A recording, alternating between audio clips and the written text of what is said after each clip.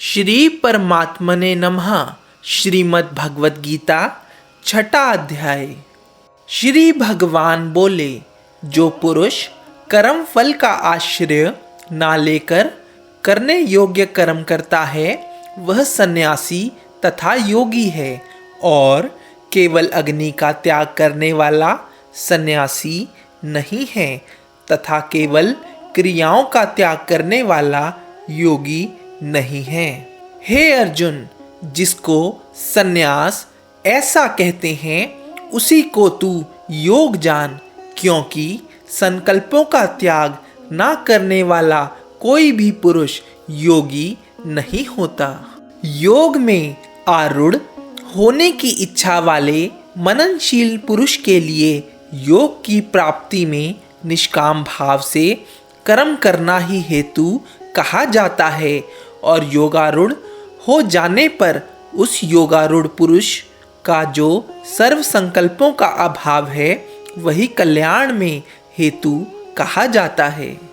जिस काल में ना तो इंद्रियों के भोगों में और ना कर्मों में ही आसक्त होता है, उस काल में सर्व संकल्पों का त्यागी पुरुष योगारूढ़ कहा जाता है। अपने द्वारा अपना संसार समुद्र से उद्धार करे और अपने को अधोगति में ना डाले, क्योंकि यह मनुष्य आप ही तो अपना मित्र है और आप ही अपना शत्रु है।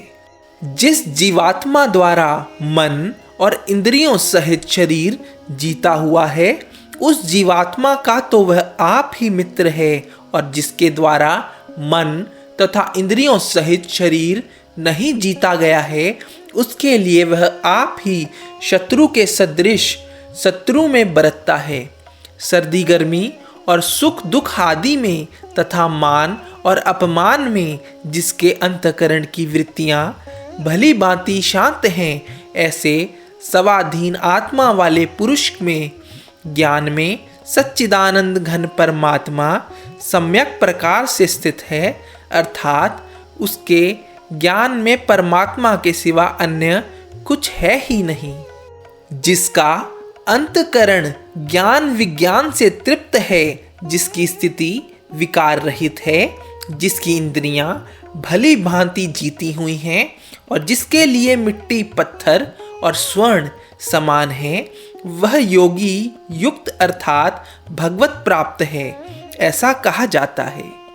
सुहृद, मित्र, वैरी, उदासीन, मध्यस्थ, द्वेष्य और बंधुगणों में, धर्मात्माओं में और पापियों में भी समान भाव रखने वाला अत्यंत श्रेष्ठ है।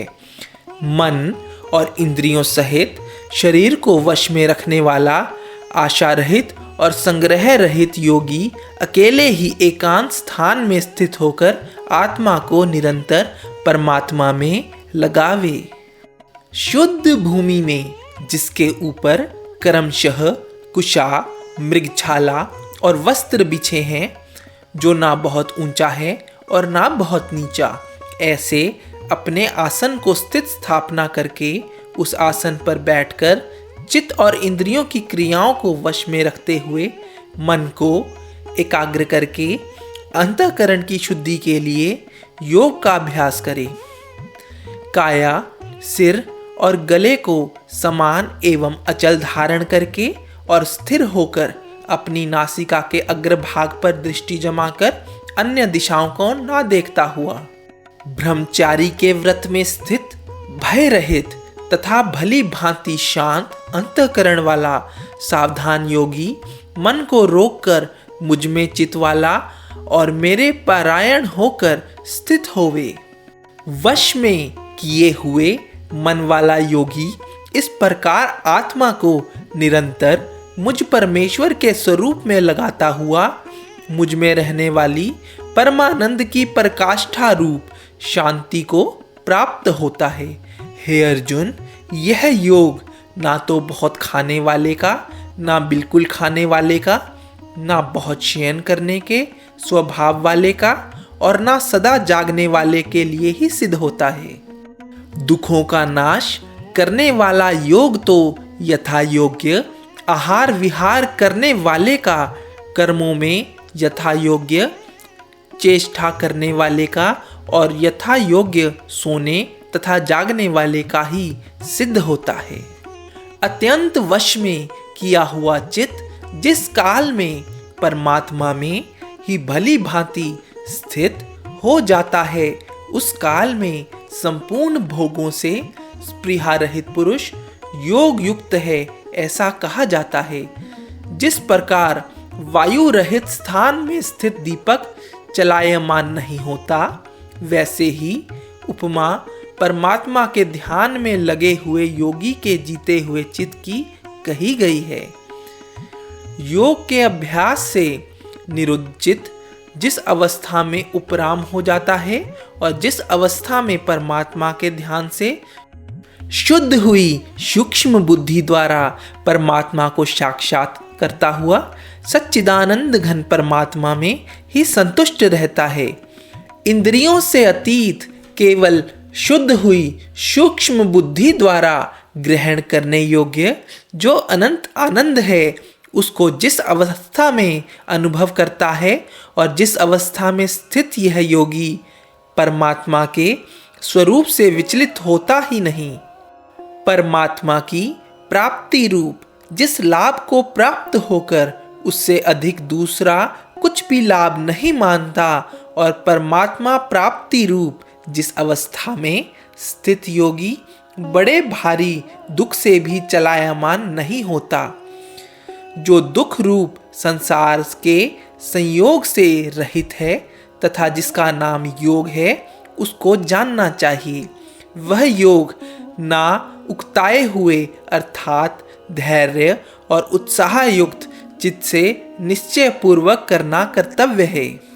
संकल्प से उत्पन्न होने वाली संपूर्ण कामनाओं को निशेष रूप से त्याग कर और मन के द्वारा इंद्रियों के समुदाय को सभी ओर से भली भांति रोककर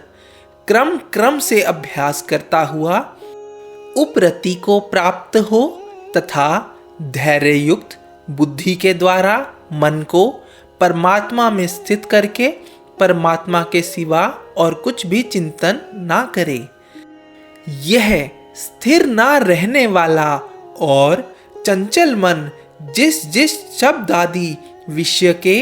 निमित्त से संसार में विचरता है, उस विषय से रोककर यानी हटाकर इसे बार बार परमात्मा में ही निरुद्ध करे।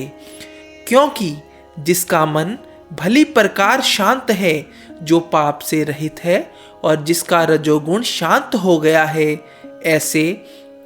इस सच्चिदानंद घन ब्रह्म के साथ एक ही भाव हुए योगी को उत्तम आनंद प्राप्त होता है। वह पाप रहित योगी इस प्रकार निरंतर आत्मा को परमात्मा में लगाता हुआ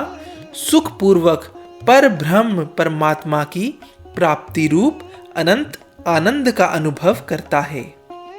सर्वव्यापी अनंत चेतन में एक ही भाव से स्थिति रूप योग से युक्त आत्मा वाला तथा सब में संभाव से देखने वाला योगी आत्मा को संपूर्ण भूतों में स्थित और संपूर्ण भूतों को आत्मा में कल्पित देखता है। जो पुरुष संपूर्ण भूतों में सबके आत्मा रूप मुझ वासुदेव को ही व्यापक देखता है और संपूर्ण भूतों को मुझ वासुदेव के अंतर्गत देखता है, उसके लिए मैं अदृश्य नहीं होता और वह मेरे लिए अदृश्य नहीं होता। जो पुरुष एक ही भाव में स्थित होकर संपूर्ण भूतों में आत्मा रूप से स्थित मुझ सच्चिदानंद घन वासुदेव को भजता है, वह योगी सब प्रकार से बरतता हुआ भी मुझ में ही बरतता है। हे अर्जुन, जो योगी अपनी भांति संपूर्ण भूतों में सम देखता है और सुख अथवा दुख को भी सब में सम देखता है, वह योगी परम श्रेष्ठ माना गया है। अर्जुन बोले, हे मधुसूदन, जो यह योग आपने संभाव से कहा है, मन के चंचल होने से मैं इसकी नित्य स्थिति को नहीं देखता हूँ, क्योंकि हे कृष्ण, यह मन बड़ा चंचल प्रथम स्वभाव वाला बड़ा दृढ़ और बलवान है, इसलिए उसका वश में करना मैं वायु को रोकने की भांति अत्यंत दुष्कर मानता हूँ। श्री भगवान बोले, हे महाबाहो, निसंदेह मन चंचल और कठिनता से वश में होने वाला है, परंतु हे कुंती पुत्र अर्जुन, यह अभ्यास और वैराग्य से वश में होता है। जिसका मन वश में किया हुआ नहीं है, ऐसे पुरुष द्वारा योग दुष्प्राय है, और वश में किए हुए मन वाले प्रयत्नशील पुरुष द्वारा साधन से उसका प्राप्त होना सहज है। यह मेरा मत है। अर्जुन बोले, हे कृष्ण, जो योग में श्रद्धा रखने वाला है किंतु संयमी नहीं है, इस कारण जिसका मन अंतकाल में योग से विचलित हो गया है, ऐसा साधक योग की सिद्धि को अर्थात भगवत साक्षात्कार को ना प्राप्त होकर किस गति को प्राप्त होता है? हे महाबाहो, क्या वह भगवत प्राप्ति के मार्ग में मोहित और आश्चर्य रहित पुरुष छिन्न भिन्न बादल की भांति दोनों ओर से भ्रष्ट होकर नष्ट तो नहीं हो जाता? हे कृष्ण,